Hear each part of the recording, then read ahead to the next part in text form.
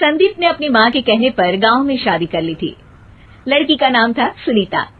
माँ का कहना था एकदम मॉडर्न बहू नहीं होनी चाहिए, लेकिन उन्हें नहीं पता था कि गांव से आने वाली बहू सुंदर सुशील तो होगी और उसको गांव से बाहर भी निकाल लाएंगे, लेकिन उसके अंदर का गांव कैसे बाहर निकलेगा। शादी के कुछ दिन बाद, माँ टिफिन तो देना जरा। बेटा अब तो स्कूल नहीं ऑफिस जाता है, माँ से नहीं अपनी बीवी से टिफिन मांगा कर। ओके माँ। सुनीता टिफिन ले आओ। एक किलो टिफिन, इसके अंदर पिस्ता डाल दिया है। पिस्ता? पिस्ता क्यों? सास जी ने बोला था ना कि आपको पिस्ता बहुत पसंद है। ओहो, मैंने पिस्ता नहीं पास्ता बोला था, पास्ता। पास्ता? कहीं होता है पास्ता? अरे बेटी तू रहने दे, मैं बना दूंगी। अच्छा किया कि पाव भाजी बनाने का नहीं बोला, वरना किसी के पाव बना देती है। सुनीता को बुरा लगता है, लेकिन उसकी नादान हरकतें कम नहीं होती। ऐसे ही एक दिन, अरे तुमने ये क्या लगाया है?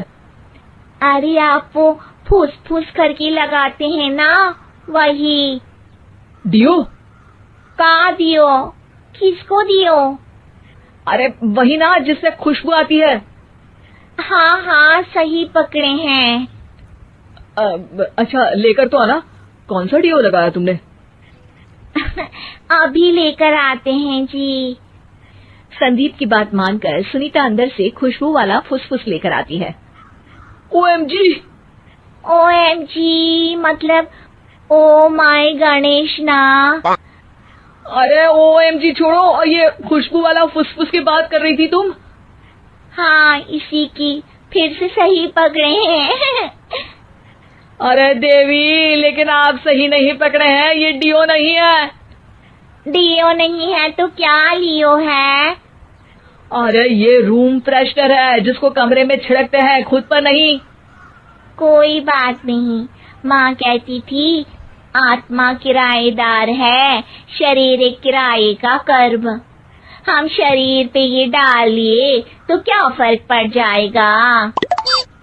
अरे बहू, ओ बहू, मेरे लिए फल तो ले आ, फिर मैं बाजार जाऊंगी। सुनीता अपनी सास के लिए फल लेकर आती है। अरे बेटा, पपीता, तरबूज और सेब फल ऐसे कैसे खा लूं? काट कर तो ले आ। माँ जी, मेरे गांव में तो खेत से उठा के सीधा खा लेते हैं। अरे ये तेरा गांव नहीं है ना। अरे संदीप, तू ही कुछ समझा देना इसको बेटा। मैं कैसे समझाऊं माँ, ये तो माइक्रोवेव को भी भट्टी बोलती है। कल मैंने बोला हाय कैसी हो, तो बोलती है किसी को हाय नहीं लगानी चाहिए। अरे सुनीता, तेरा क्या होगा? अभी तो कैसे बताऊं माँ जी, अभी हम कुछ करेंगे फिर पता चलेगा क्या होगा, लड़का या लड़की। हे भगवान, कहाँ से आ गई है? रामपुर से जी, आप ही तो लेकर आए थे मुझे। अरे मुझे माफ कर दो। पहले कोई गलती तो करिए जी, आपकी तो सारी गलती माफ कर देंगे हम। हाँ अरे बहू, मेरी बात सुन। फल यानी कि फ्रूट जब भी लाए ना तो काट कर लाना, ठीक है? जी ठीक है माँ जी, फल यानी फ्रूट यानी काट के लाऊंगी। सुनीता रोज ही कोई ऐसी हरकत कर देती जिसकी वजह से उसे घर में दो बातें सुननी पड़ती। एक दिन, माँ मेरे बॉस घर पर आने वाले हैं शाम को, उनका बर्थडे है, फैमिली साथ नहीं रहती उनके, तो यही पार्टी कर लेंगे।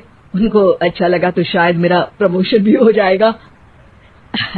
मैं ना फ्रूट केक लाकर फ्रिज में रख दूंगी और तेरे साथ आज खाना मैं बनाऊंगी, ताकि जब साहब आए तो खाने में कोई गड़बड़ ना हो। शाम को जब सारी तैयारियां हो जाती है, संदीप के साथ बड़े साहब भी घर आते हैं। फ्रूट केक तो ले आना बहू, फिर खाना खाएंगे। और इस सब की क्या जरूरत थी, आपने बुलाया वही काफी है। सर, आपका परिवार शहर में नहीं है तो हम ही आपके परिवार जैसे हैं सर। इतने में ही सुनीता फ्रूट केक लेकर आती है और बड़े साहब की टेबल पर रख देती है, और जैसे ही केक के ऊपर का बॉक्स हटाती है, ओह, ये क्या है? केक तो कटा हुआ है। मैं तो ऐसा नहीं लाई थी। आप मुझे शाबाशी दे सकती है माँ जी, मैंने ही केक काट दिया। आपने कहा था ना, फल यानी फ्रूट यानी हमेशा काट के लाना, तो फ्रूट केक भी तो फ्रूट ही है ना, तो मैंने पहले ही काट लिया। होना मैं समझदार। अरे बहू, ये क्या किया? केक हमेशा वही काटता है जिसका जन्मदिन होता है। तुझे एक बात भी समझ नहीं आती, एक नंबर की बेवकूफ है। पूरा माहौल बिगड़ चुका था। संदीप को लगने लगा था कि साहब उसे प्रमोशन तो दूर की बात है, कहीं डिमोशन ना दे दे, लेकिन साहब बीच में ही बोल पड़ते हैं। अरे अरे, कोई बात नहीं, ये इनकी बेवकूफी नहीं है, इनका भोलापन है। बेटा, आप कहाँ से हो? रामपुर गांव से। अरे वाह, गांव से? फिर तो आपके गांव में ताजे फल और सब्जियां मिलते होंगे। हाँ, सही पकड़े हैं। हम तो काटते भी नहीं, सीधा खा लेते हैं। मैं ना एक बार तुम्हारे गांव घूमने जरूर चलूंगा।